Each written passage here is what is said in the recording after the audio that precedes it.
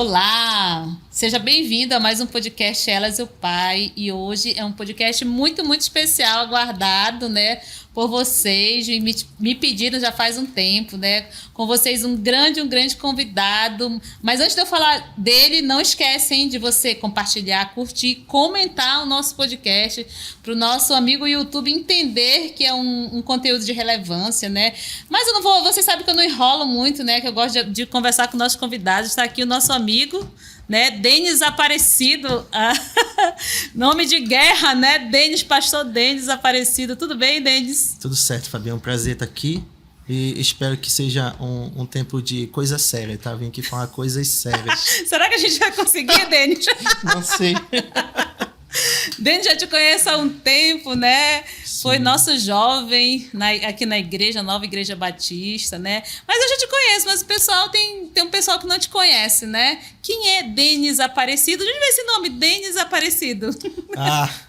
Denis, eu não sei explicar. Ser o Aparecido, que a minha mãe tinha feito uma promessa pra santa, né? E quem paga é o filho. E pensou que ia morrer quando foi me ter, aí prometeu pra santa que eu ia ter o nome de santo. Aí botou Aparecido. Eu odiava esse nome.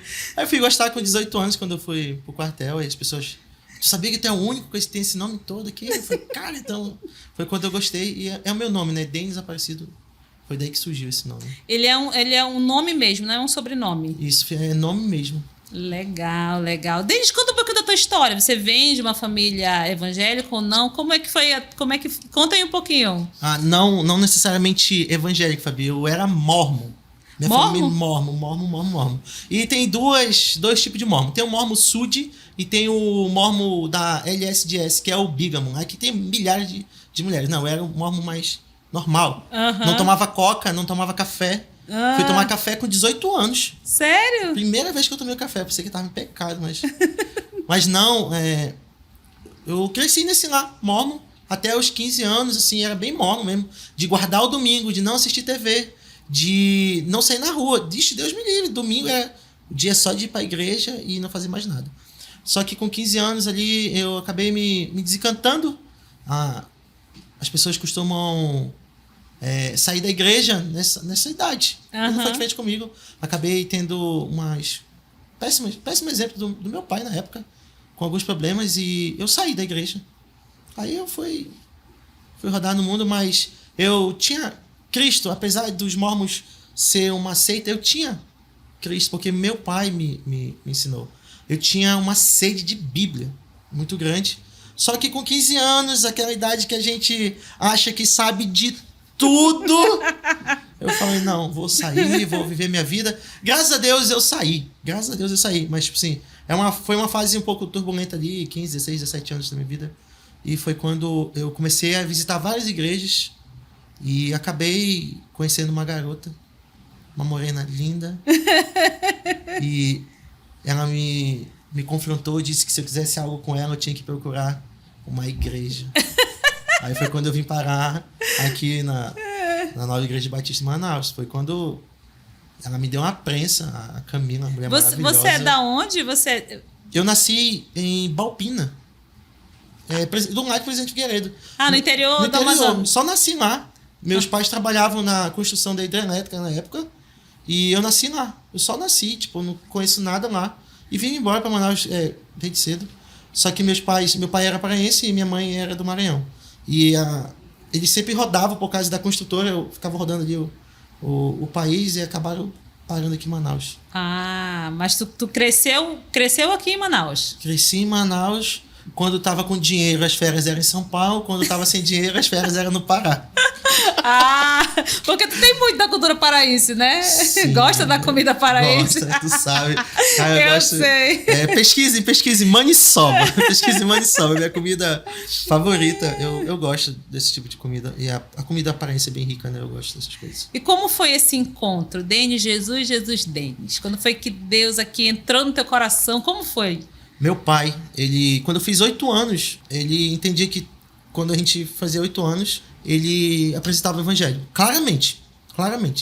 Pegava a Bíblia e lia. Ele leu João 3,16. E depois ele pegou a Bíblia e foi para aquela parte ali do Jesus no Calvário e foi lendo e ele pregava pra gente. fez isso com a minha irmã, quando ela fez 8, fez comigo e fez com meu irmão. Então, quando eu tive essa ideia, tipo, com 8 anos ele me apresentou e eu entendi. E eu aceitei Jesus. Apesar de ter conceitos errados. Naquela época eu lia o livro de Mórmon, essas coisas. Então, mas eu tinha essa consciência bíblica do que Jesus tinha feito por mim na cruz. Uhum. Então foi ali que eu posso dizer que eu entreguei a minha vida para Cristo. Eu tinha 8 anos de idade, eu entendi. Apesar de já ir para a igreja, da minha mãe, desde cedo, ter versículos espalhados na casa pra gente decorar e tudo mais, mas foi com 8 anos que eu tive assim, as pessoas falam, o encontro com Deus, não foi quando a minha ficha caiu. Uhum. Que eu era um pecador miserável, que Cristo tinha morrido por mim na cruz. E aquilo foi um divisor de águas, porque foi quando eu comecei a ter a sede de Bíblia, de ler mais a Bíblia do que as coisas que me ofereciam lá nos mormons. E esse retorno foi com que idade? Você saiu da igreja, depois tu retornou, como foi isso? Eu saí e fiquei ali, né? Ia pra uma igreja ou outra, ali em 15, 16, 17... Famoso crente 18. Raimundo. Ia pra onde o pessoal me chamava, só que não era legal, porque não era o tipo de coisa que me chamava atenção. Era gritaria, umas coisas assim que não iam contra as mentiras que eram pregadas. Eu via, poxa, isso aqui não é verdade, o cara tá pregando isso. Porque eu sempre tive uma sede de Bíblia, então eu fui ler a Bíblia. Eu li, acho que 2, 3 vezes. Em um ano, uma vez, com aquela sede, só que eu ficava teimando, né? Foi quando eu conheci a Camila. E a Camila era da Assembleia. Da Bleia. Da Bleia mesmo. E ela falava, vamos pro culto comigo. Cara, eu não gostava, né? Porque era muito uma caixinha assim, faz isso, levanta agora. E eu não sabia quando o cara estava pregando, ou se ele só estava dando um aviso. Eu achava um pouco desorganizado, e aquilo me embaralhava muito. Só que, a convite de um amigo meu, eu vim pra Noite do Chocolate, na Nova Igreja Batista. Então, foi a primeira vez que eu vim. Todo mundo em Manaus falava da igreja por causa dos projetos que eles tinham, o Sonho de Natal, que todo ano faz, esse evento evangelístico aqui. Só que eu vim pra Noite do Chocolate. Eu nunca tinha vindo aqui. E eu falava, cara, o que é isso, né? E quando eu vi, olha, Noite dos Clubes, eu falei, pô, mas eu tô sem a minha camisa do meu time. O meu colega tirou do porta-malas, falou, não, tá aqui a tua camisa. A gente passou na tua casa e eu tava de bermuda. E quem estava pregando era o pastor Leandro, pastor de jovens da igreja. E quando eu olhei, adivinha, ele estava pregando de bermuda. Parecia que tinha um canhão em cima do pastor Leandro e um canhão em cima de mim. Parecia que ele pregou só pra mim. E naquele dia eu entendi que eu precisava voltar. Foi como se Deus batesse e falou, ei, já chega de rodar. Só que a gente é teimoso, né? A gente gosta de quebrar a cara. Ainda fiquei indo por ali, ficava indo e vindo. Foi quando eu resolvi vir num domingo. Por quê? Por enquanto, nessa época, tu só vinha pro culto dos jovens. Eu vinha no sábado, esporádico, assim, e de vez em quando, no domingo. Mas eu fui viajar no temporada da aeronáutica. E era uma viagem perfeita. Não ia usar farda, ia só acompanhar um pessoal. Era férias. E eu recebi uma ligação antes de embarcar, da Camila, falando, Denis, tudo bem? Como é que tá as coisas aí? Eu falei, tá tudo certo. Ela falou o seguinte, tu me afasta de Deus e a gente tá terminando aqui agora. Eu falei, como assim? Aí ela falou, olha, se tu não quiser namorada terminou por telefone. Se tu quiser continuar, tu tem que procurar uma igreja. E eu falei pra ela no telefone, olha, eu tô embarcando aqui, mas se for pra ser de uma igreja, eu quero ser da Nova Igreja Batista, a igreja das fotos. Na saída da Max Teixeira indo pro aeroporto. Sou pra ser da igreja que ela era da Assembleia e tu queria ser da Igreja Batista. Aí eu falei, eu quero ser dessa igreja aqui. E ela falou, tá bom. E depois eles falam. Só que acabou que a gente passava um tempo sem se falar, por causa das viagens, do trabalho, alguma coisa. E uma vez eu consegui um sinalzinho e eu liguei pra ela. E eu falei, oi, eu não posso atender, eu tô no CENIB. Eu falei, CENIB? Ela falou, o que é CENIB? Ela falou, é o seminário da Nova Igreja Batista.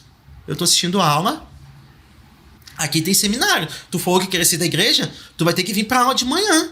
Aí eu falei, ela saiu da Assembleia. Saiu e veio pra cá. Pra Nova Igreja Batista. Ela veio pra cá e ela tava fazendo CENIB, tava fazendo seminário. Então, eu falei, cara, ela tá fazendo seminário, como assim? Aí passou mais um domingo, aí eu liguei de novo. Ela falou, eu tô no culto da nova igreja aqui.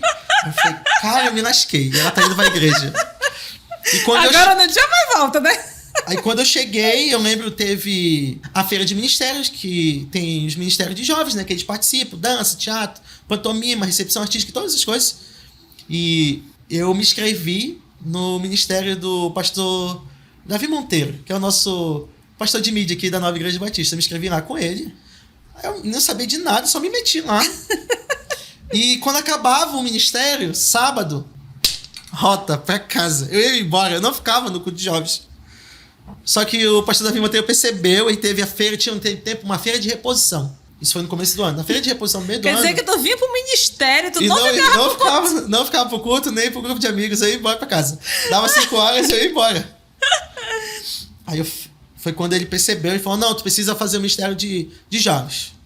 Aí eu fui lá pro auditório, né? E o pastor Leandro explicou, os ministérios tinham vagas. E eu me interessei pela pantomima, que é o teatro sem falas. E eu fiquei, pô, acho que pra mim vai ser ótimo. Eu não gosto de falar, eu tenho vergonha. As pessoas não vão me ver aqui. Tu tinha quantos anos, gente, na época? Eu tinha 19 anos. Aí eu falei, cara, eu vou pra lá. Só que nisso tinha 2 escadas, né? Direita e esquerda. E uma das escadas estava uma amiga que eu conhecia da escola, eu acho, sei lá, não lembro agora. E ela falou, vem pra cá. E eu falei, eu tô querendo ir pra pantomima. E ela falou, vem pra cá. Aí eu falei, pô, não é pantomima. Então eu subi a escada. Não era a pantomima, era a recepção artística. E eu lembro, como se fosse ontem, do meu teste na recepção. Um maranhense me atendeu na porta e falou, sorri, macho. Aí eu dei um sorriso meio sem graça e passou. Sábado, 5 horas da tarde. Recepção artística era o pessoal que fazia a recepção na igreja? O pessoal que recepciona nos eventos, o pessoal que recepciona nos cultos. E eu era, tipo, o que é que eu tô fazendo aqui? Só que foi o ministério que roubou meu coração, porque se apaixonou. A gente fazia as nossas próprias coisas, fazia os cenários. Hoje as pessoas têm mais acesso a imprimir as coisas. Naquele tempo era tinta guache, papelão. Porque Deus me chamou, acho que pra recepção, porque uma vez eu fui no sonho de Natal aqui, na nova igreja. A última sessão do último dia do sonho de Natal. E quando eu cheguei, aquelas pessoas recepcionando daquele jeito, sorridente, alegre, que é uma marca da nova igreja. Só que eu ficava, cara, não é possível que esse pessoal tá todo feliz. E um Buzz Lightyear me deu um sorrisão. E ele tava todo suado. Eu falei, cara, esse cara tá todo suado aí. Coitado. E foi quando aquilo me chamou a atenção. Eu saí daqui naquele dia falando, poxa, eu quero participar disso. Aí que eu fui me inscrever em ministério. Eu não imaginava que eu ia pra recepção. Aí eu fiquei lá 1 ano, 2 anos, 3 anos. E quando eu ia pro 4º ano, o líder na época falou, não, vai fazer outra coisa. Eu falei, não, eu gosto de estar aqui na recepção. Ele falou, não, vai fazer outra coisa. Vai experimentar outra coisa. E eu fui pro teatro. Foi teatro? Fui. Deixa eu te contar uma história do teatro aqui. Eu tava fazendo teste pra relógio. E, tipo assim, tinha muitos amigos meus, aquela brincadeira toda de ministério. E eu não vi que tu tava na porta. Eu não vi. E o relógio, tinha uma fala que ele falava bem assim. Ele falava, essa lamparina, alguma coisa assim. Aí o BR respondia, lamparina é tua avó.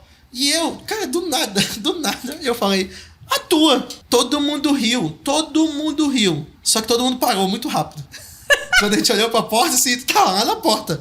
Aí ela falou, então tu é engraçado, não sei o que. Ele falou assim, parecido, tu vai fazer teste pro padeiro lá embaixo. Aí mandou procurar o pessoal. E eu fui o padeiro, né? Falei, cara. Mas foi um tempo que eu fiz um pouquinho de teatro. Só que eu sempre fui muito envolvido. Eu sempre gostava de estar... Então você passou, nesse tempo de jovem, passou em vários ministérios. Porque eu lembro que tu foi recepção artística. Chegou a ser da pantomima, não? Freelance. Freelance. Me metia lá. Precisou foi de do teatro. Técnico, fui do teatro. Foi da percussão há muito tempo também, sim, né? Chegou depois, a ser líder. Depois do teatro eu fui pra... Foi líder de grupo pequeno, de grupo de amizade. Cara, e quando eu casei, quando a gente chegou da lua de mel, a gente recebeu a missão de assumir a percussão. Mas tu já estava há um tempo na percussão, né? Não, eu ajudava só, porque eu sabia, eu entendia e ficava ajudando. Uhum. Só que, tipo assim, precisa de um voluntário pra carregar ferro. Precisa de um voluntário pra cantar aqui no palco. precisa de alguém pra completar o coral. Era parecido. Eu tava em tudo, eu queria me meter em tudo. Tudo que eu podia fazer, a nova igreja virou meu refúgio. Não tinha nada pra fazer em casa. Não tava fazendo nada, vou pra igreja. Isso foi muito bom, porque eu fiz boas amizades, conheci gente fantástica que me ajudou e me ajuda até hoje. E eu sempre tava metido. Foi quando eu assumi a percussão já como casado, né, com a Camila. E a gente foi levando. Aí cheguei por aqui. Chegou por aqui. Agora vamos conversar sobre essa nova fase, né? Do tempo que você chegou até assumir a percussão foram quantos anos? Acho que 20... Cerca de quase 7 anos. Quase 7 anos quase de 7 crescimento. Passou pelas fases de infância, adolescência espiritual. Só que eu falo que eu fiz supletivo, porque eu fazia 2 CENIBs. Ah, é, né? Tudo que podia fazer, eu estava bem envolvido, então isso me ajudou a crescer. A crescer. A criar essa maturidade. Aí você passou para um novo patamar, né? Você foi convidado, né? Me conta aí, tu foi convidado para quê? Eu não vou falar, não vou dar spoiler pro pessoal, não, né? Tu tava na liderança aí da percussão, quietinho no teu canto. Era perfeito. Aí tu recebeu um convite que eu tô sabendo. Era muito perfeito, porque eu nem participei na liderança da percussão, complô. eu conhecia todo mundo, todo mundo me amava, todo mundo... Eu era bem quisto na igreja, as crianças me abraçavam. E o pastor Leandro fez o convite para mim ser o auxiliar pastoral dele. Do pastor de jovens. Do pastor de jovens, né? Nunca me passou na ideia, de trabalhar full time na igreja. E ele comentou uma vez comigo no restaurante, olha, tem isso. E eu estou orando. Só que eu tinha meu emprego. E ele começou a falar, olha... Quanto você tá ganhando aí? Aqui não tem dinheiro, não sei o quê. Aí eu falava, acho que ele tá só me sondando e tal, tudo mais. E no dia que ele falou, olha, vou te apresentar pro pastor Davi, que é o nosso pastor presidente, e vou falar com ele, vamos ver. Ele desligou e eu fui demitido. No momento seguinte, eu fui demitido. Fui demitido. Mas por que eu fui demitido? Porque eu trabalhava num local, tinha 4 anos, e eu fazia de tudo.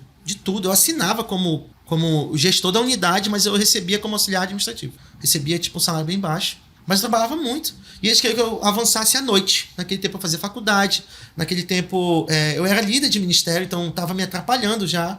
Porque eu saía 5 horas da tarde, já vinha para a igreja e ficava aqui até 10 horas com a Camila, e a gente estava mexendo em ministério e tudo mais. Eles queriam que eu ficasse até mais tarde. E eles sabiam que eu não ia aceitar, porque já tinham me feito propostas. Eu falei, não, de noite não dá. De noite tem minhas coisas na igreja. Aí eu fui demitido nesse dia. Eu lembrei um dia que eu fui demitido, chegou um e-mail falando assim, demite o Denis hoje. Ele não vai aceitar ficar até tarde por causa da igreja dele. Só que eles mandaram e-mail pra mim, em vez de mandar pro outro cara que era pra me demitir. Aí foi Deus... Não é que Deus mexeu os pauzinhos. Deus providenciou. E eu lembro o meu primeiro dia de trabalho na Nova Igreja Batista, dia 31 de dezembro. Teve um culto da virada. E o pastor falou, hoje você começa e vamos embora. Aí foi o quê? 1 ano tu passou como auxiliar pastoral? 2 anos. 2 anos. Foi aprendizado, hein? 2 anos na máquina de moer picadinho. Na máquina que formata grandes homens. Eu falo que é onde o filho chora e a mãe não vê. Mas foi 2 anos de muito, muito aprendizado. Por quê? No primeiro ano, eu tenho que me adaptar à rotina nova. Porque as pessoas gostam de embelezar as coisas. Quando alguém fala pra mim assim, o meu sonho é ser pastor, cara, eu fico com medo dessa pessoa. Esse bicho sabe o que tá falando. E na nossa igreja, isso é levado muito a sério, porque nós temos um trabalho, né? A gente tem um calendário, a gente quer seguir esse calendário, tem várias atividades, e eu fui ser auxiliar do único pastor que tinha um pastor auxiliar. Era só pensar. Se ele é o único, é porque ele tem mais trabalho. Aí eu me envolvi em CENIB, me envolvi em música, porque ele era o líder da música. E me envolvi em mais? Em eventos. Todos os ministérios de arte da igreja. Aconselhamento. aconselhamento. Todos os pepinos dos jovens. Pepinos e mais pepinos, e o fulano, e velório, e tudo, e aniversário, e tudo. É um combo só. Mas é uma máquina que está sendo trabalhada. E foi me formatando, né? Foi 2018 o primeiro ano. Já tem 5 anos que eu tô de pastorado. Olha só que chique, 5 anos de 5 pastorado. anos. Grande coisa. Eu falava pra minha mãe, 5 anos que eu tô me lascando. Descobriu que não sabe nada ainda, né? Não, ainda tô na escolinha. Tem que sentar e aprender. Mas foi muito importante, porque foi 2 anos de muita mudança. A gente estava com palavra do ano no Nova Jovens, da NIB aqui, da NIB Central, e a Nova Igreja é assim, ela tá todo o tempo funcionando e tem um monte de coisa acontecendo. E foi quando eu falei, cara, eu preciso rever aqui.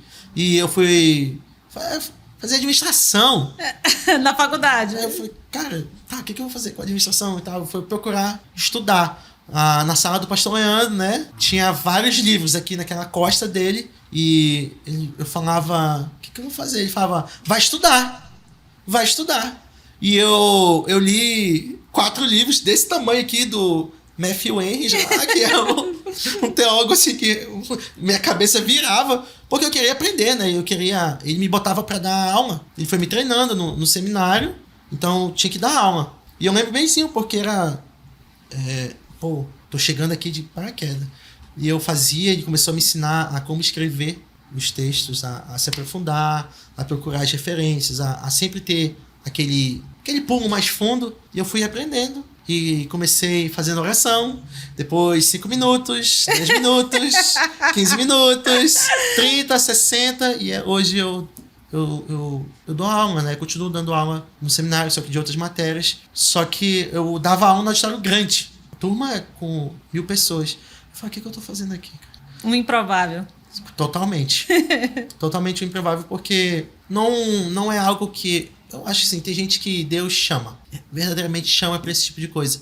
E tem outras pessoas que querem muito, só que não entendem que tem um processo.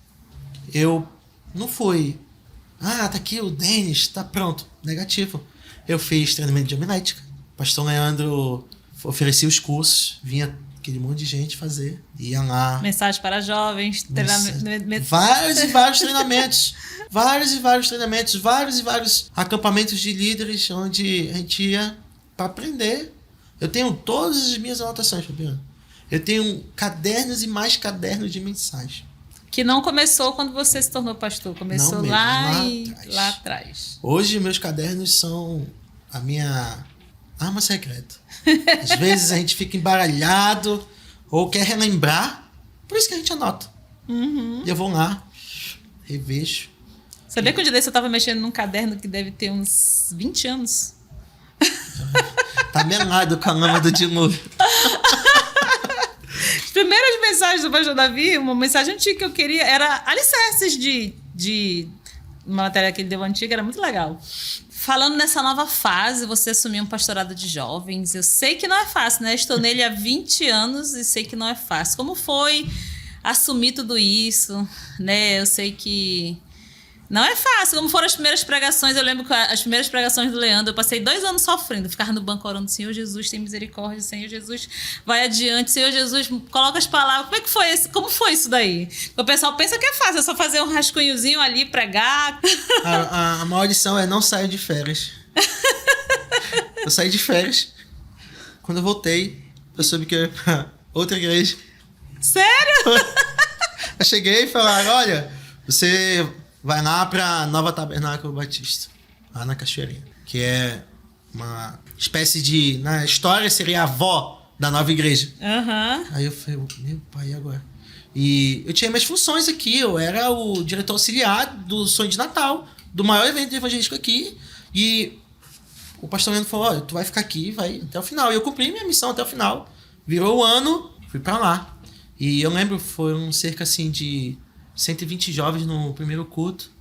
Só que essa parte da mensagem, eu fui bem treinado, Fabiano. Então, eu já sabia escrever. E eu só fiquei com medo, assim. Eu falei, cara, primeiro, será que vai vir alguém? Aí, minha esposa estava lá e o pastor Davi... Tu ficou com medo de não aparecer nem o jovem. Eu achei que não era ninguém. Eu falei, o primeiro culto vai ser você. A gente... Vamos só explicar para o pessoal me entender, né? Foi aberto um novo trabalho, vamos chamar assim, né? Sim. Que era não era que uma igreja filha, era uma igreja que era antiga, mas estava nova, né? Aí você foi mandado para lá como pastor de jovens. Isso. E junto com você foi mandado 120 jovens da igreja mãe para lá. Isso. Aí nesse meio tu ficou com medo dos jovens se revoltarem. Não vamos.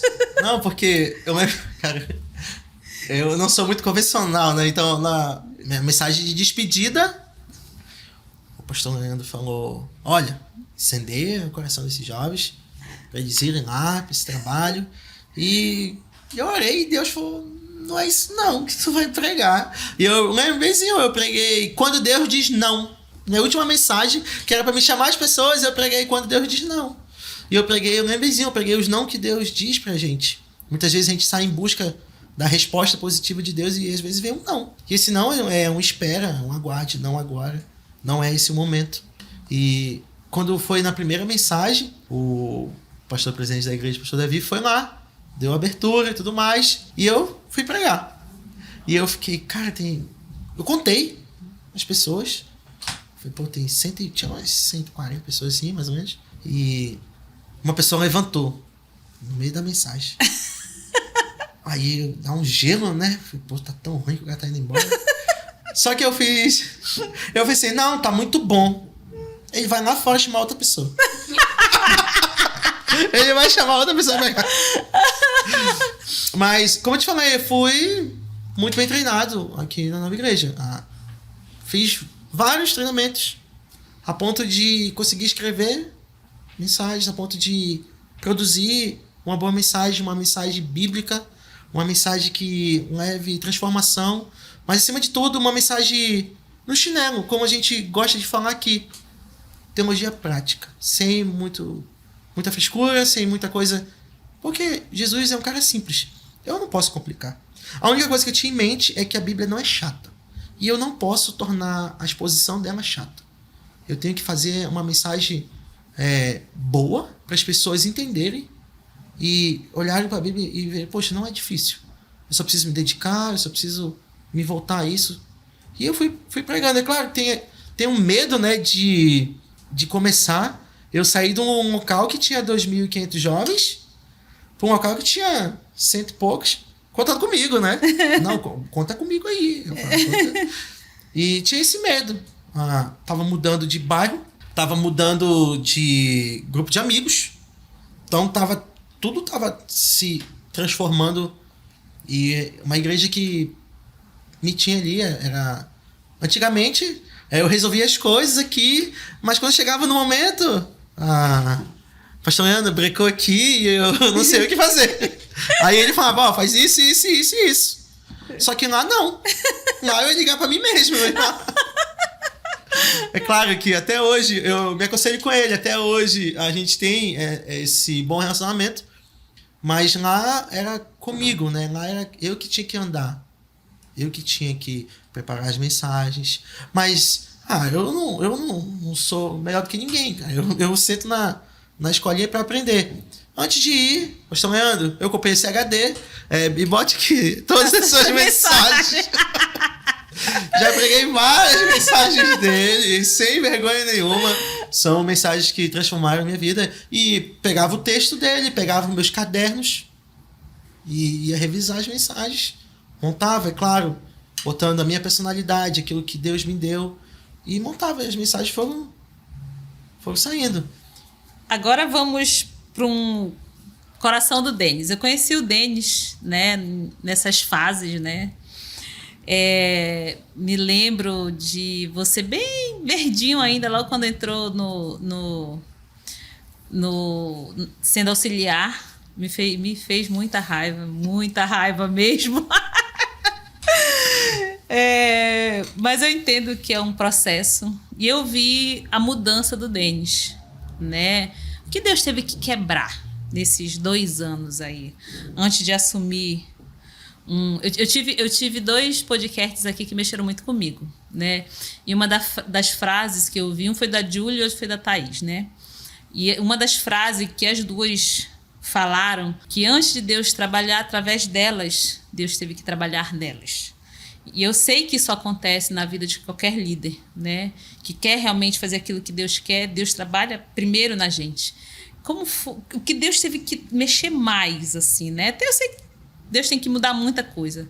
Mas eu vi uma mudança de um Denis esquentado, de um Denis estilo militar, para um Denis que teve que começar a trabalhar com pessoas, né? Que Deus teve que... Isso foi uma das coisas que eu observei, mas eu sei que teve mais. Que Deus teve que quebrar ali na vida do Denis, nesse processo? Meu orgulho. Porque eu saí de nada para coisa alguma, mas a coisa alguma era o auxiliar pastoral do pastor de jovens com o maior número de jovens no Brasil. Saí de nada para... Então, tinha gente mais antiga que eu. E eu me coloquei num local de dizer, eu não sou melhor do que ninguém. Pelo contrário, agora eu preciso estudar mais. Eu preciso ler mais. E Deus foi me quebrando justamente nisso. Porque as pessoas criam expectativas e nós criamos expectativas. Minhas primeiras mensagens, eu tenho tudo salvo, eu não consigo escutar. Eu não sei como o câmera ficou para gravar. Mas... Tu não te chamaria pra tu não te chamaria pra... Não mesmo. Não, amigo, pregue pro espelho e... Mas... principalmente orgulho, porque a gente faz parte de uma igreja grande. Tinha um peso em cima de mim. Por quê? O pastor Leandro, que é o pastor de jovens, é o pastor que mais treinou outros pastores da igreja. Então criou-se um peso em cima de mim de, será que ele vai ser um outro pastor? Ou será que ele não vai render? Mas isso foi coisas que eu coloquei dentro do meu coração que não deveria estar. De fazer comparações. E Deus foi me quebrando nisso. Me quebrando a dizer, você vai ser usado igual a todo mundo. Na Bíblia, tem vários personagens que foram usados para grandes coisas. E eles tinham duas coisas. Fé e obediência. É a fórmula para Deus te usar. E essa obediência não é fácil, porque às vezes... eu lembro que teve um acampamento de líderes que a gente ficava até tarde na sala, escrevendo as mensagens. E quando chegou na divisão das mensagens, eu não peguei nada. Eu falei, cara, você chutando lata aqui. Pô, escrevi tudo, não vou pregar. É claro, a coisa que o pastor mais gosta de fazer é pregar. Se eu chamar ele para pregar 10 vezes, ele vai 11. Pedi para orar no aniversário, pastor, ele vai, mas tipo, chama ele para pregar, ele vai. E eu queria. Então, Deus foi me moldando. E vocês foram parte disso, porque falavam, não, calma, tua hora vai. E muitas vezes ficava lá no banco, marcando tempo. Foi assim no CENIB. No seminário eu não comecei falando. Ficava marcando tempo. Marcando tempo. E o pastor Leandro falava, estuda toda a aula. Estuda toda a aula. Um dia pode acontecer de alguém falhar aqui. E aconteceu. Uma vez ele comeu alguma coisa, fez mal pra ele, mandou o pessoal ficar em pé, falou uma pergunta pra ele responder, ele me chamou e continua a aula aí porque eu comi alguma coisa que não fez mal. E tu tinha estudado a aula? Continuei, tinha estudado, com certeza. E dei a aula. Queria morrer naquele dia, mas dei a aula. Então Deus quebrou isso, porque eu sempre pedi de Deus, desde muito jovem, a ter um coração ensinável. Porque se você acha que já aprendeu tudo, aí que está seu erro. Você se tornou burro. Porque você não está mais ouvindo as pessoas. E quando as pessoas vinham falar, olha, não gostei dessa atitude, ou você poderia ter feito diferente, eu poderia simplesmente ignorar. Afinal, depois do pastor Leandro, era o Denis. Então a minha palavra valia R$1, na época ali, alguma coisa. Mas eu me coloquei nisso. E Deus quebrou. O orgulho, ele engana a gente. E por muitas vezes a gente quer ficar com o pescoço duro, achando que já sabe de tudo. Mas não é assim. Tudo tem seu tempo, tudo tem seu lugar. E aos poucos eu fui galgando e fui subindo nas coisas que eu precisava aprender. E muitas vezes foi assim. Eu não pregar. Por exemplo, quando o pastor Leandro viajava, as pessoas esperavam naturalmente que fosse eu que seria o pregador. E ele falava, chama o fulano para vir pregar. Ainda mandava eu falar, assim. E aquilo não ficava assim, só que uma vez aconteceu e eu falei, cara, eu não posso achar que eu vou chegar aqui e vou ser o cara. Eu preciso treinar, eu preciso... E Deus foi moldando isso em mim. Eu acho que a coisa principal é não ter esse orgulho de achar que eu sei de tudo e eu estou pronto. Eu nunca vou estar pronto. Antes de subir para pregar, ou de dar aula no seminário, eu oro a Deus e falo, Deus, assim como Sansão, me dá essa última força aqui. Nem que seja a minha última, me usa. Eu não quero falar nada que vem do meu coração. Nós somos torneiras usadas para levar a palavra de Deus. Eu quero só ser, nem que seja uma gota, mas eu quero ser usado. Então, Deus fez isso comigo. Eu precisei aprender. Porque a gente acha às vezes que sabe de tudo. Não é assim. A gente precisa aprender. Eu fui estudar, eu fui ler, eu fui assistir vídeo, eu fui procurar me moldar, me parecer mais com Cristo e entender que cada um vai ter seu papel.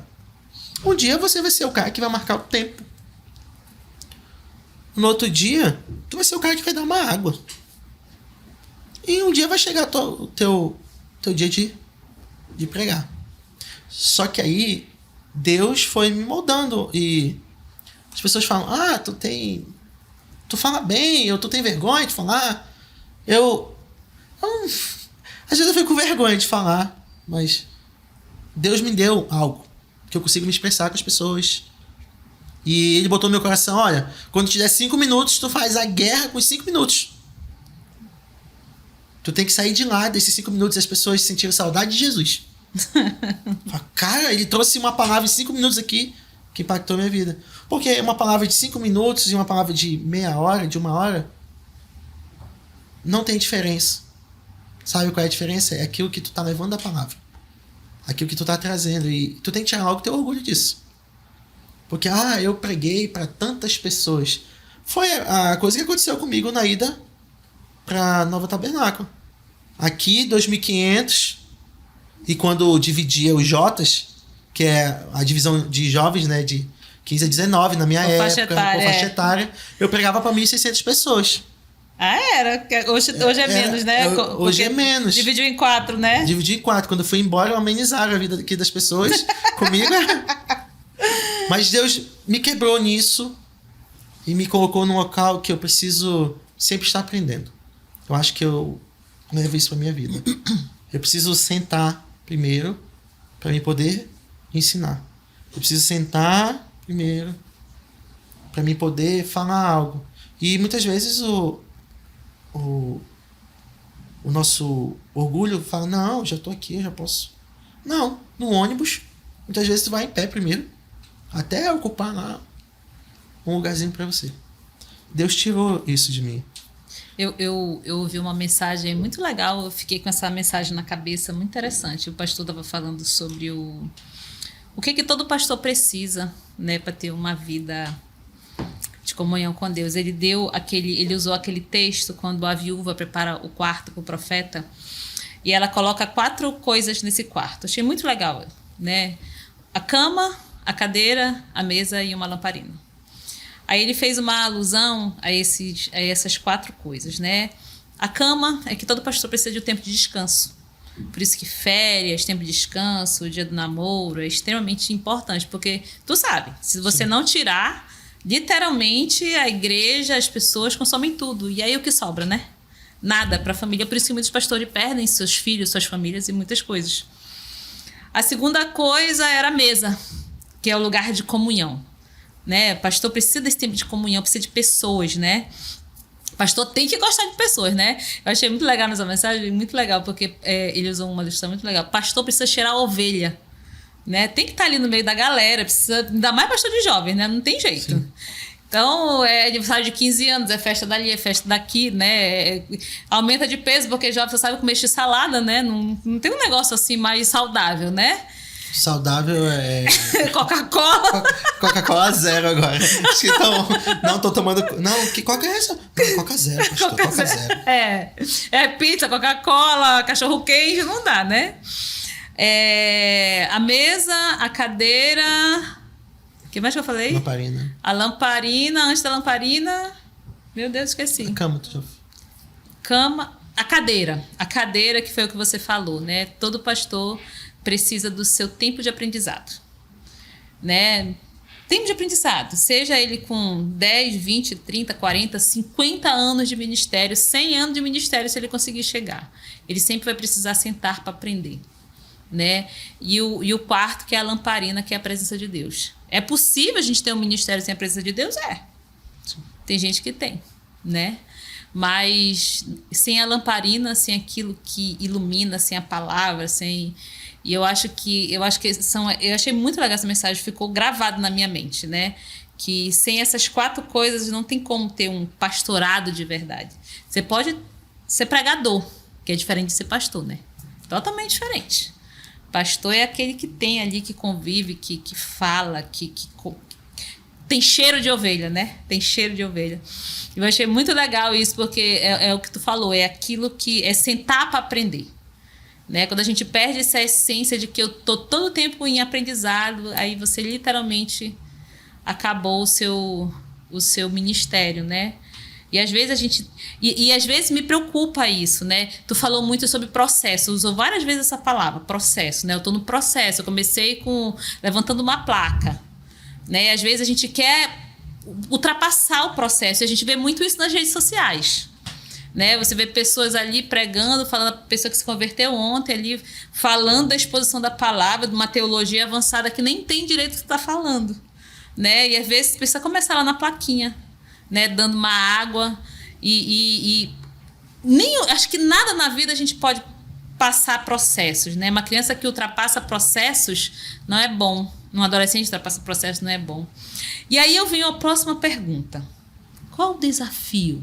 Você hoje lidera uma geração diferente da que eu lidero, que eu liderei ao longo dos anos. Eu noto essa diferença. Como é liderar uma geração tão diferente? Porque tu é um militar, né? Tu foi criado ali naquele... Eu sei porque eu convivi contigo, né? Ordem dada é ordem cumprida e ponto final. Só que hoje não é assim, né? Você tá na geração Z, geração Y, que a coisa não é mais assim, é tudo muito volátil, né? É tudo muito rápido. Como é que é liderar essa geração? Fiz essa pergunta para o pastor José Júnior, né? Líder de adolescentes, e ele falou para mim, interessante a resposta dele, meu maior desafio não são os adolescentes, são os pais dos adolescentes. Mas você já está numa outra faixa etária. Como é que é liderar essa geração? O JJ foi brilhante. Há um desafio com os pais da geração ST. Sem temor. É assim que eu classifico a geração atual. Infelizmente, são muito diferentes de quando eu era jovem, de quando eu liderava um grupo pequeno. Essa falta de temor faz eles colocarem Deus de uma forma que ele não é. Há uma movimentação para uma hipergraça que não existe na Bíblia. Ah, mas isso era lá para o Velho Testamento, Denis. Isso era lá para aquele povo. Negativo. No livro de Atos, o povo mentiu, Deus matou eles. 2 pessoas contaram uma mentirinha. E Deus matou. E esse é o maior desafio. Eles não têm temor algum. Eles gostam de ir para a igreja. Eles sentem prazer em estar na comunhão. O Larry Crabb fala que é o lugar mais seguro da terra, na comunhão. E sim, de fato, eles gostam. Gostam de lanchar com seus amigos. Até assistem a mensagem.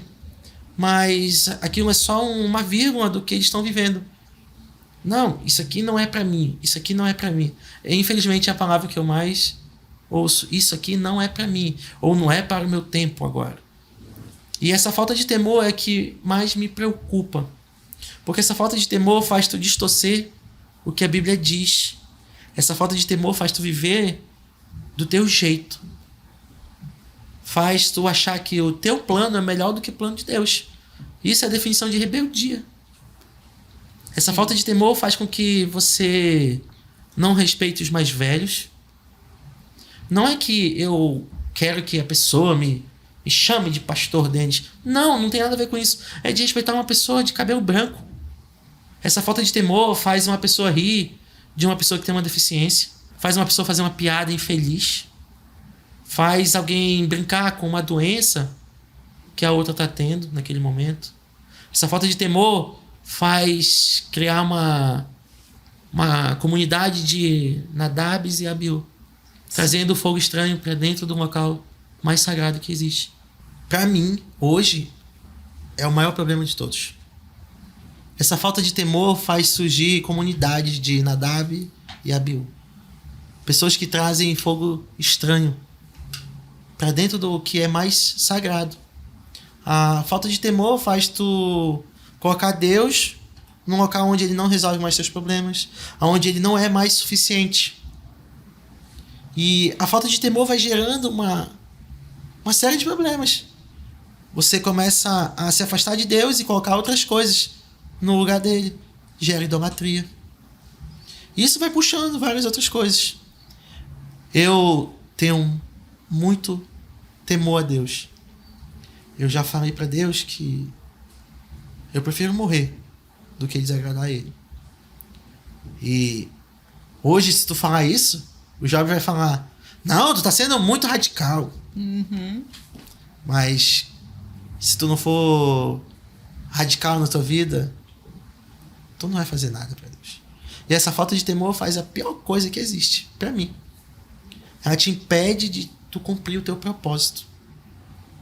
Porque tu não reconhece Deus como suficiente na tua vida. Tu quer viver uma vida que não agrada a Deus. Tu deixa de ser obediente e tu vai perdendo a fé. E sem essas duas coisas, tu não faz nada. Pra mim, a falta de temor, se eu pudesse encabeçar a lista, é o maior problema. Interessante, né, que ontem eu fiz uma live sobre orgulho, né? Eu estava assistindo uma mensagem do pastor José Gonçalves. Ele fala que se a gente fosse pegar uma raiz de todos os pecados, a gente colocaria o orgulho como a raiz de todos os pecados, né? A gente pode ver o orgulho lá no Éden, né? No primeiro, de querer ser igual a Deus, né? De Adão e Eva. Mas tu falou uma coisa assim muito séria. Hoje não se tem... Eu até brinco, né, com os jovens, né? Antigamente, que não está muito distante, né? Pelo menos na minha vida, na tua, não sei, né? A gente pecava, a gente escondia, né, o pecado, né? Hoje todo mundo peca. A gente posta, né? E é muito interessante isso. Mas você falou uma coisa muito séria. E interessante que parece que são dois deuses, né? O Deus do Velho Testamento e o Deus do Novo Testamento. Parece que Deus mudou, né? Parece que é um outro Deus. Como você falou, a hipergraça, que o pessoal até distorceu essa palavra, né? Sim. E é como se fosse um outro Deus. É um Deus que tudo eu posso, né? É um Deus encapsulado no amor. Só né? esquece de olhar Atos capítulo 5, que destrói esse Deus bonzinho, good vibes, que fica só... Não, tá tudo certo. E o próprio Apocalipse, né? Que fala que ele vai julgar... né? Cada um conforme as suas ações. Esqueceu desse grande julgamento, né? Mas eu acho que realmente é um grande desafio, né? Liderar essa nova geração. Mas eu ainda creio nessa nova geração. Sim. Eu ainda creio muito nela, ainda sou muito apaixonada por eles. Eu acho que quando um jovem realmente, assim como José, né, consegue encontrar o seu propósito, ele vai... simplesmente ser uma bomba atômica no sentido assim, né? No reino de Satanás e conseguir muita coisa. Sabe por quê? Porque a Bíblia, ela mostra isso pra gente. Paulo, ensinando o seu pupilo, fala: olha, que ninguém te despreze pelo fato de você ser jovem. Só que se tu for olhar um pouco mais a fundo, na Bíblia, as grandes pessoas que foram usadas foram pegas para Deus cedo. Cedo, é verdade. E essas pessoas, Fabiana, que Deus pegou logo cedo, elas fazem coisas que muitos não vão conseguir fazer. são um pequeno Samuel, que Deus chama desde cedo. Esse tem um potencial pro reino gigante. Uhum. E Deus quer usar essas pessoas. E acho que é por isso que Satanás investe tanto nessa faixa etária. Sim. E investe pesado. Hoje eles não se acham capazes de fazer muitas coisas. Mas porque Satanás planta desânimo, Satanás planta uma confusão neles, que se eles conseguirem vencer... eu gosto de vir aqui na Nova Igreja, porque eu olho pessoas que eu vi no programa de crianças, no Nova Kids, que hoje estão nos jovens. E eu vejo, uau, já se passou aí pelo menos 10 anos. E eu sei que eu vou vir mais tarde e eu quero encontrar essas pessoas firme no Senhor, crescendo e dando sua vida para Deus, de verdade. Para isso vão ter que vencer muitas coisas. E, Denis, às vezes a gente cai no engano assim, né? Às vezes até os pais, né? Falam assim, mas meu filho é muito novo para fazer tal coisa. E interessante que o traficante não acha, né? Não, ele acha perfeito, né? O novo não pode ser preso, não pode ser condenado, bota a culpa nele, ele vai estar solto depois. Exatamente. E às vezes a gente acha, os nossos adolescentes, é novo para isso, é novo para aquilo. E como tu falou, né? Os grandes nomes realmente foram usados muito jovens. Samuel, Davi, tantos outros foram usados por Deus muito jovens. Denis, agora... hoje é um dia de revelações, né? Tô brincando, mas eu sei que recentemente você passou por uma perda muito grande. Sim. Né? Que mudou um pouco o Denis, mudou um pouco a tua estrutura, que foi a perda do seu pai, né? E numa fase da tua vida... Na verdade... Foi meu presente de pastorado. Né? Tu tava assumindo pastorado, mas ao mesmo tempo, eu até brinco contigo, né? Tu passou por essa perda, mas o próprio Denis passou pelo Vale da Sombra da Morte. Pois é. Nem pra morrer eu presto. Conta pra gente como foi isso daí. Quem foi o Denis antes e quem é o Denis hoje, depois de todo esse sofrimento? Eu não conheço o Denis de 2019 pra trás. Eu ressurgi, de fato.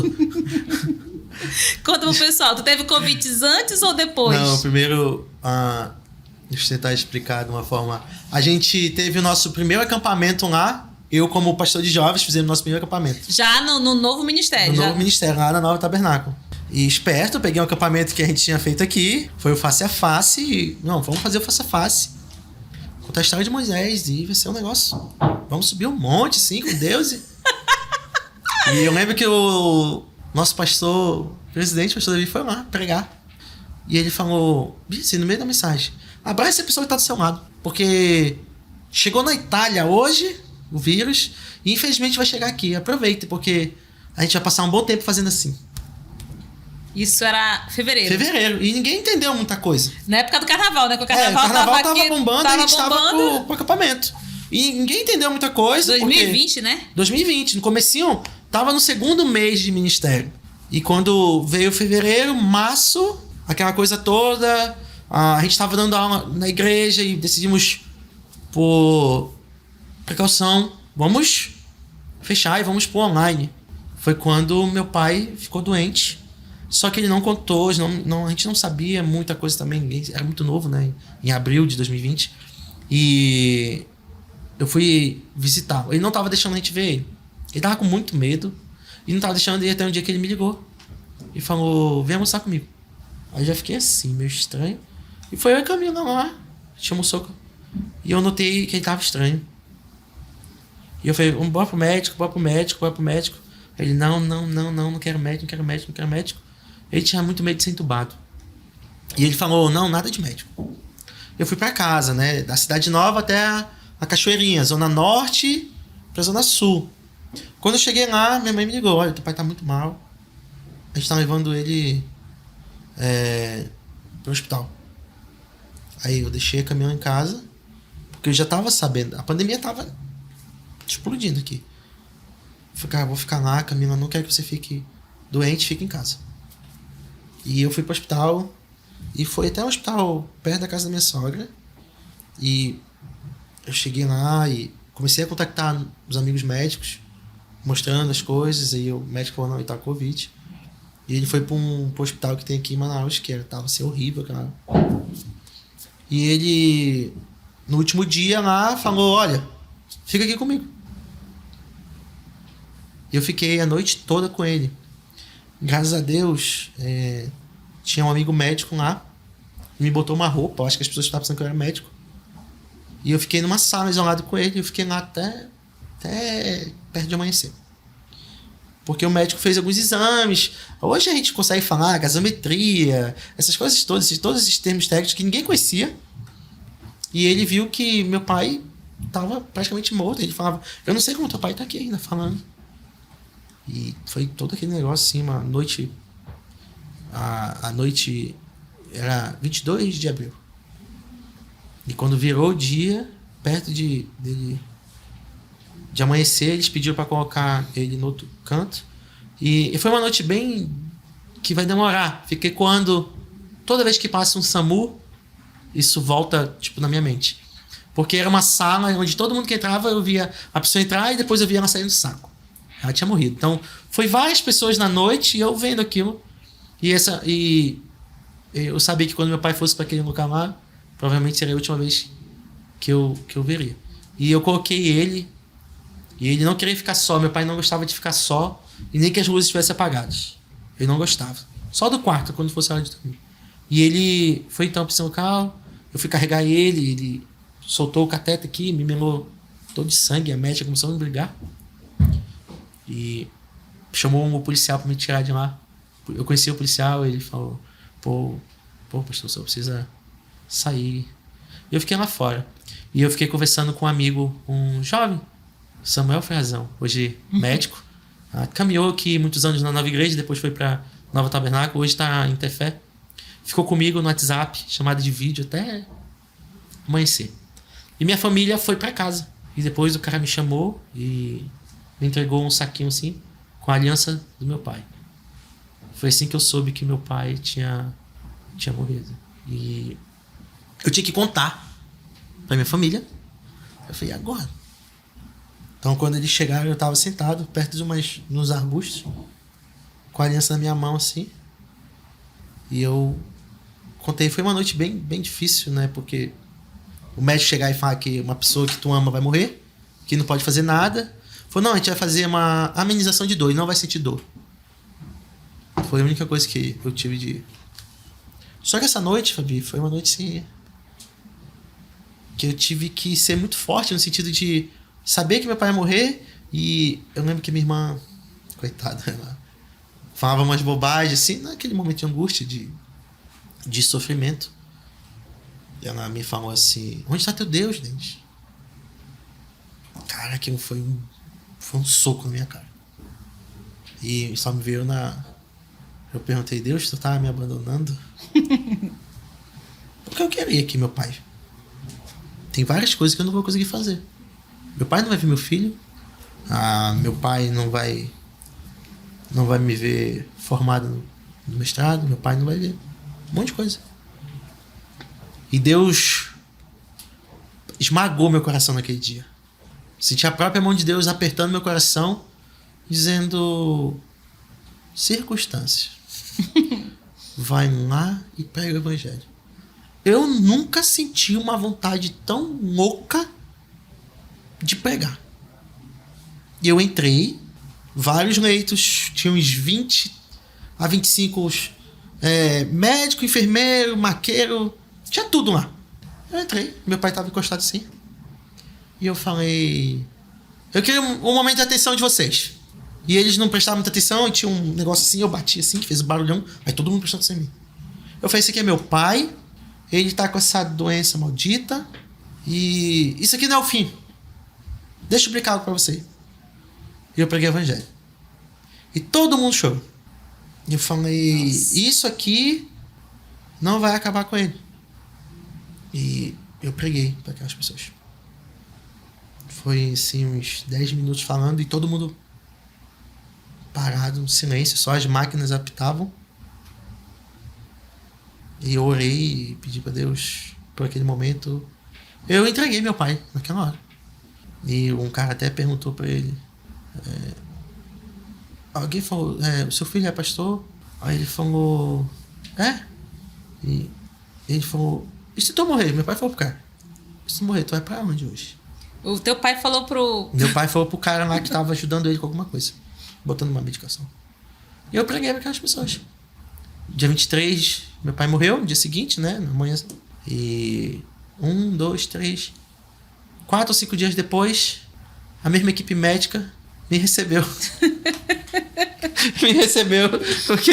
E eles passavam, Foi... Te reconheceram, Denis? Sim, todos me reconheceram. Todos me reconheceram. Eu cheguei lá, acho que numa quinta ou sexta, não lembro agora. E com Covid, né? E tinha ficado muito exposto. Que mês era esse? Tu lembra, Denis? Abril. Abril? Aí quando foi maio, eu fiquei... foi poucos dias, finalzinho de abril.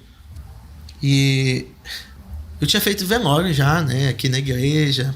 A parte pastoral, que as pessoas... Você que sonha em ser pastor, você faz velório, tá? E é horrível, né? Porque às vezes você não conhece a pessoa, tá todo mundo chorando. Eu fiz velório do meu próprio pai, naquele clima de não poder ir ninguém. Eu lembro. Era horrível. E era eu lembro a primeira que onda, né? A primeira, assim, aquele negócio... E tinha uma amiga em comum nossa, a Bessa, grávida do João, me liga e... Eu tô pronta, só me diz onde é. Eu falei, não, Bessa. Não, tu não pode vir, não faz isso. Ela grávida, querendo ir lá no cemitério. Eu lembro disso. Conosco. Eu falei, não. Era difícil dar estado de óbito, era terrível. Era uma coisa horrível. Eu falei, não, fica aí. E eu fiz o velório. Já era a época das covas coletivas? Já. E meus amigos me ajudaram bastante. A gente pôde sepultar meu pai num local tranquilo, né? Fora de Manaus, aquele tem um cemitério próximo. E isso me senti muito amado. Fiquei doente depois, fui pro hospital. E eu pensava que... Primeiro fui e me liberaram. Aí foi até o meu líder de GA, pastor de adolescente lá da Nova Tabernáculo, o Jardel, que me levou. Depois foi o meu amigo, o pastor Kelso, que é o pastor que trabalha comigo. Aí que a gente recorria, porque eu tinha me mudado, eu só conhecia eles lá. E meu prédio ficou todo vazio, só eu e a Camila lá. E eu não contei pra minha família que eu tava doente. Não queria preocupar eles. E nem contei pra família da Camila. Isso 4 dias depois de ter 4, 5 dias. Aí eu já tava assim, ficando mal, né? E eu pensei, preciso ir pro hospital. E eu fui porque minha saturação tava muito ruim. Muito ruim. Aí eu, caramba. Aí eu fui pro hospital. E aquela mesma coisa, né? Entrava numa sala e o cara, as pessoas iam sumindo. Só que assim, a única coisa que eu conseguia fazer era falar um pouco. E a oportunidade que eu tinha, eu acabava evangelizando alguém. Conheci um senhor chamado Samuel. Ele se mijou e ele pediu ajuda para trocar de roupa. E eu tinha uma tactel que hoje, né, o pastor Israel, que era líder de um dos ministérios daqui dos jovens, me levou. Eu dei essa roupa para ele. Todo mundo que encostava em mim, mano, encostou em mim, eu já ia falando de Deus para as pessoas, apresentava Jesus. Só que as pessoas iam saindo por prioridade. Eu era novo, né? Então as pessoas mais velhas iam pegando um leito. E as pessoas queriam me liberar, tal. Aí foi quando eu fui transferido de um local onde eu estava. Era um sábado. Chegou a ambulância para me levar. E eu passei na frente da igreja. Na frente, a placona lá, Nova Igreja Batista, a minha foto. Passei aqui no sábado. Fui pro outro hospital. Quando chegou lá, o médico falou: temos um que vai pra UTI e o outro vai pra enfermaria. E era uma senhora cadeirante que foi comigo.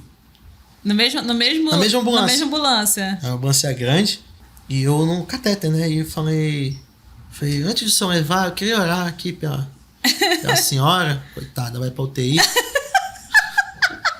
E eu orei por ela. Aí olhando o papel, amém. Ele falou, o médico falou, amém. Aí quem vai aqui é o Denis. Eu falei, oi? Pra UTI. Pra UTI. E eu tava com celular, com fone no meu bolso. E me levaram pra UTI. Só que era um hospital novo, um hospital de campanha, tudo branco assim, nunca tinha visto um negócio tão branco. e fui pra UTI. Aí foi o choque de realidade, porque lá eram várias pessoas entubadas, várias, aquele movimento todo, aquela coisa. Aí me botaram lá. Aquilo já me abateu, assim, de uma forma. Eu lembro que eu tava com 2 bermudas. Eu não sei por que eu tava com 2 bermudas. E quando cheguei lá, começaram a fazer o prontuário, receber as coisas. Aí alguém falou, ele tá com o celular. Aí pegaram Ninguém me avisou, né, Denis? Eu fiquei calado, né? Aí me deram aqui, pegaram meu celular.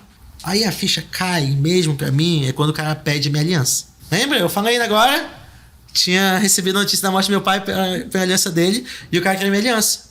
Eu nunca tirei minha aliança, eu não tinha minha aliança pra nada. Tirei nesse dia. Aí me abateu. E eu não queria tirar. Eu fiz a Camila mandar a identidade dela. Eu falei, não, negativo. Não. Eu falei, onde tá na lei que eu tenho que tirar mesmo? E já fiz o inferno lá. É uma confusão. Aí o cara chegou, tá aqui a sua esposa aí, a identidade dela. Aí isso me abateu demais. Tirei minha aliança, dei pra ela. Aí foi uma noite ramada. Porque todo mundo entubado, só eu acordado. Só que a gente tava com aquela máscara grande e tinha uma cápsula, né, que inventaram aqui em Manaus. E aquele negócio todo e piorando. E eu já tava, assim, médico, né, olhando lá o monitor. E eu lembro da minha saturação, tipo, abaixo de 50, assim. Nossa. E o cara trouxe um carrinho. Com as carrinho coisas, de reanimação. Primeiro eu trouxe com as coisas de intubação. E depois com as coisas de reanimar. E tinha um relógio. E tu super lúcido. Lúcido, eu lembro de benzinho. Aí o cara morreu do meu lado. Aí eu me agoniei. Aí eles falaram, acho que era 16 o número que tinha lá. 16 vai parar. E eu orando. Ó, Senhor. 16 era tu. Protege o 16. 16 era tu. Levantando as mãos, protege o 16. Não leva ele não, se ele não te conheceu. Era eu. Aí eu lembro, acho que foi adrenalina, sei lá, que ele me deu, que eu fiquei... Primeiro ele me amarrou. Mano, me espetou com um negócio que eu quase pulo de lá. Aí eu apaguei. Eu não lembro muita coisa assim. Aí, quando eu abri o olho, eu queria saber se eu tava entubado. Você tinha morrido. Aí eu, mal assim, comecei a reclamar com Deus. Falei, pô, tava lá na percussão. Tranquilão. Me jogou pro pastorado. Me jogou pra outra igreja. Eu me mudei. Meu pai morreu. Não tem mais nada pra mim aí, não? Não tem nenhuma missãozinha assim, tipo, qualquer coisa. Porque se for só isso, me leva logo. Vou-me embora. Mas vai ter que arrumar uma coisa pra me fazer. Senão, me dá uma missão aí. Aí eu acordei com uma pessoa que eu não sei quem é, porque tava aquelas roupas, aquele negócio todo. Pastor. Eu olhei pra um lado e ele falou, o senhor tá precisando de alguma coisa? Eu olhei, não conseguia falar direito. Eu falei, eu quero sair daqui. Aí ele falou, você não pode. Aí eu já tava com de fralda. Um homem desse tamanho de fralda. Só que eu não conseguia fazer xixi na fralda. E a mulher me ameaçando que ia passar uma sonda, não sei o que, não. Aí que piorou as coisas. Ixi, eu ficava doido. Eu tentava fazer xixi assim, era uma coisa muito difícil. Tu ficou quantos dias na UTI? Acho que foi 3, 4 dias. 3, 4 dias. E do mesmo jeito que eu entrei, eu saí andando. Não entrou, não. Não. Tu entrou tu saiu um outro Denis, porque depois... Saí só o corpo, porque a mente mudou. A dor é uma escola. Eu não tive tempo de ficar enlutado, de chorar meu pai. Eu tava lutando pela minha própria vida. Deus quis que fosse assim. E quando eu saí daquela UTI, daquela situação bem ruim, eu fiquei mais sensível para algumas coisas que eu não era. A dor ficou diferente.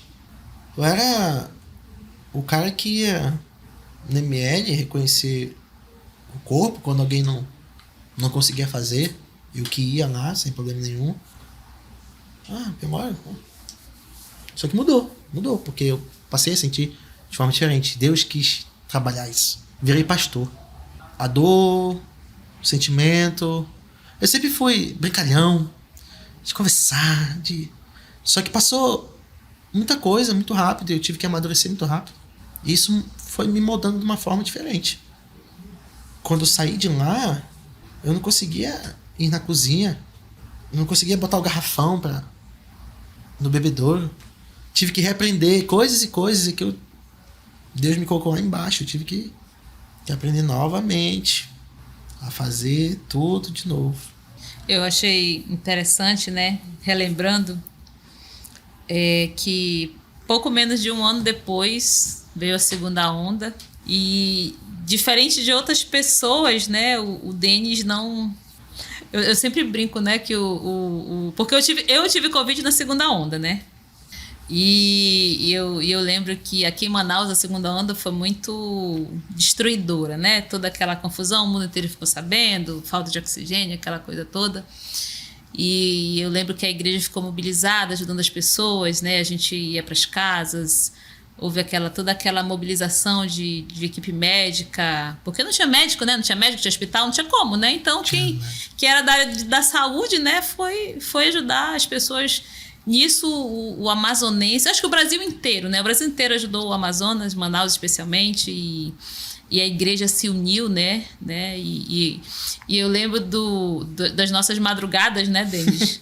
E eu ficava dizendo, Denis, né?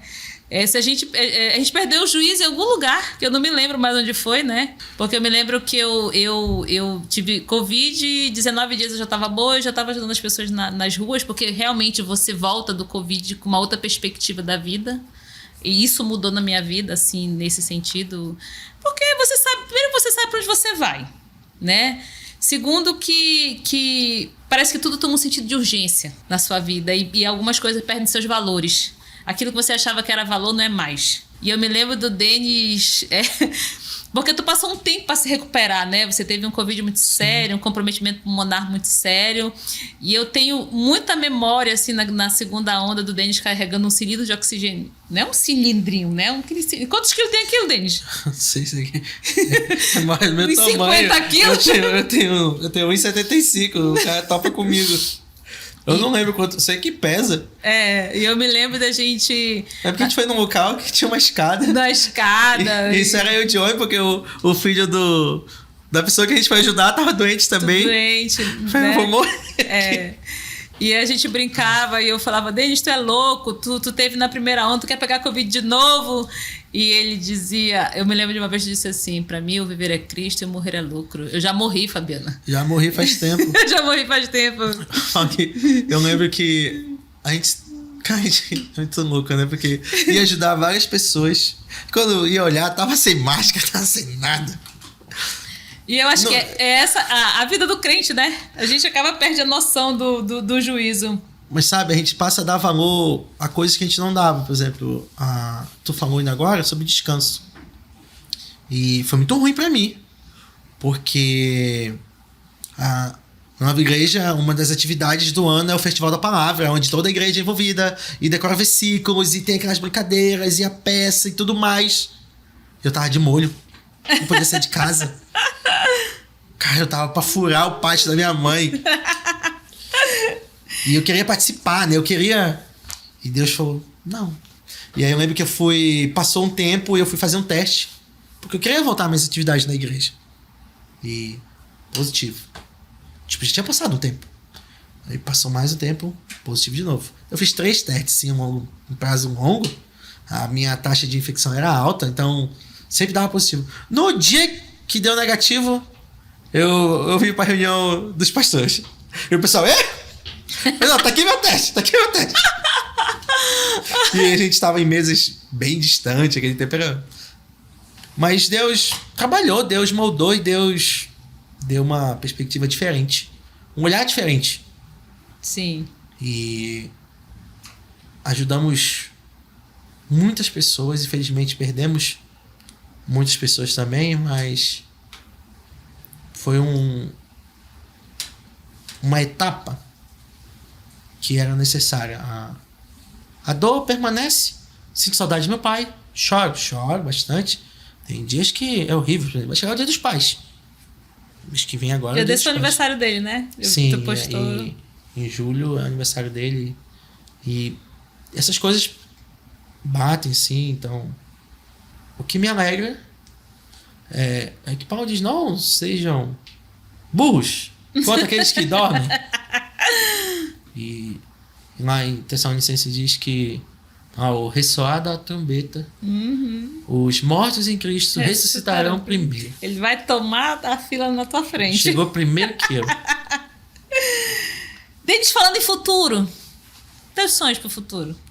Cara, meu sonho é me aposentar com uma casa linda na beira da praia. Duvido!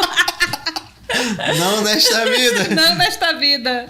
Fabi, um sonho meu é que nós possamos chegar a 5 mil nesse canal aqui.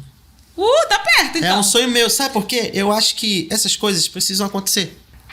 E vai destravar, e vai vir mais pessoas. Porque assim, são 5 mil pessoas que ouvem da palavra, são 5 mil pessoas que estão recebendo conteúdo. Eu estive lá atrás, lá no comecinho, no embrião. Lá em casa. Disso, também com tal pai e tal filho, nas primeiras. E um dos meus sonhos é que a gente possa levar isso para mais pessoas, juntamente com o nosso modelo de igreja, firmados na palavra e amando, mas que mais pessoas conheçam. Um sonho pessoal meu é que a gente consiga expandir a parte de seminário, para que forme mais pessoas, para que mais pessoas conheçam a palavra. Isso é uma coisa pessoal. Eu faço mestrado em educação e eu vejo que as universidades são tomadas de pessoas com pensamentos totalmente distorcidos e elas estão ensinando isso. E eu acredito que o ensino bíblico, o ensino bom de verdade da Bíblia, pode agregar mais a essa geração que precisa disso. Esse é um sonho pessoal. Eu não quero ser reitor, eu não quero ter uma universidade, eu só queria expandir isso. O ensino da palavra. O ensino. Tipo, criar um local onde as pessoas pudessem estudar, onde as pessoas pudessem se aprofundar. Nós temos isso na nossa igreja, mas eu queria que isso fosse maior cada vez mais. Desde as pequenas crianças até o mais velho pudesse pegar, estudar a palavra, aumentar aquilo que nós já temos feito aqui. Esse é o meu maior sonho, que a Bíblia seja pregada, que a Bíblia seja ensinada para todos. Legal. Que mensagem você deixaria para esses jovens, já que você é pastor de jovens? Se fosse assim, sei lá, deixasse uma mensagem da sua vida ou uma mensagem que ficasse assim no coração deles, que mensagem você deixaria? No livro de Apocalipse, no último capítulo, no penúltimo versículo, diz bem assim: aquele que dá testemunho, escreve essas coisas, Jesus vem. Ele diz: vem em breve, em algumas versões. Não perca tempo. Não perca tempo com discussões inúteis. Não perca tempo com coisas passageiras. Invista a sua juventude no reino de Deus. Você vai colher bons frutos disso. Eu nunca vi alguém que foi fiel a Deus não colher esses frutos. Às vezes não vai ser da cor que a gente quer, ou com o sabor que a gente gostaria, mas vai ser colheita. Lembrar que Ele está às portas. E se você viver uma vida inútil, Ele vai chegar com você também. E vai perguntar: o que você fez com a vida que eu lhe dei? Nesse dia, Ele vai dizer 2 coisas: nunca te conheci, ou bem-vindo ao gozo do teu Pai. Eu espero que nós possamos aproveitar a vida para receber um bem-vindo. Bem legal. Bem legal. Eu não quero perder tempo aqui, Fabiana.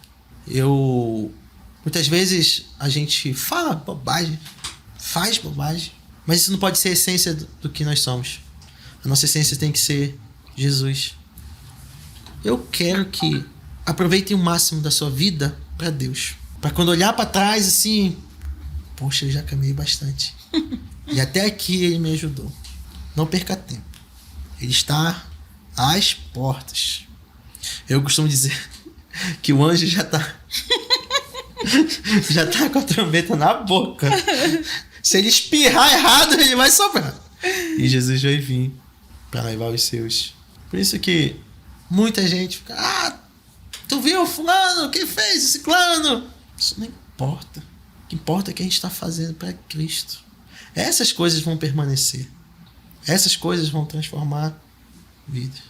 Eu acredito que o exemplo que a gente deixa, ou aquilo que as pessoas estão olhando a gente fazer, isso vai importar. Tantas e tantas pessoas, eu ficava olhando e falei, poxa, olha aí, gostei dessa atitude. Opa, aquela ali não foi tão legal. Mas não pare. Viva uma vida que agrade a Deus. 2 coisas só. Fé e obediência. Fé e obediência. Segredo para Deus te usar. Poxa, Denis, muito obrigada. Foi uma conversa boa, né? Tem que vir aqui mais vezes, trazer a Camila aqui, né? Ela morre. Ela vai morrer de vergonha, mas vai ser legal, né? Sua esposa Camila, né? Sim, mulher maravilhosa, olha. Que te aguenta, né? A misericordiosa. Eu falo, meu Deus. Eu vou prestar contas. Deus vai falar, tá, Denis, senta aqui. Vamos lá, eu te dei a Camila, então eu vou prestar. O que tu fez aqui? Porque, botei ela na tua vida, cara. Mas que o Senhor te abençoe, você tem um ministério lindo, né? Que eu sempre falo pro jovem, né? Você nunca mais terá essa idade, então aproveita essa época, né? Para servir a Deus no seu máximo, no seu gás, a gente só tem essa vida. E que a gente continue assim, né? Quero sim te ver longe, não no sentido de maior, né? Mas porque no sentido assim bíblico de maior, né? Que aquele que quiser ser maior, que seja o maior servo, né? E essa é a nossa missão, visão para tudo. Foi para isso. O Leandro pregou uma mensagem domingo muito legal, né? Flechas. Para isso que nós fomos afiados. E quanto mais afiada a flecha, mais longe ela vai. Obrigada, muito obrigada por ter vindo nesse canal. Obrigado, galera. Muito obrigada mesmo. Continue aí compartilhando. Pessoal da Nova Tabernáculo Batista também curte a gente, compartilha. E continue orando, que a gente chegue nesse sonho do Denis. Sim, eu quero 5 mil. Quero 5 dizer mil. que eu estava aqui quando tinha 1 seguidor e era eu. Tchau, gente. Obrigado.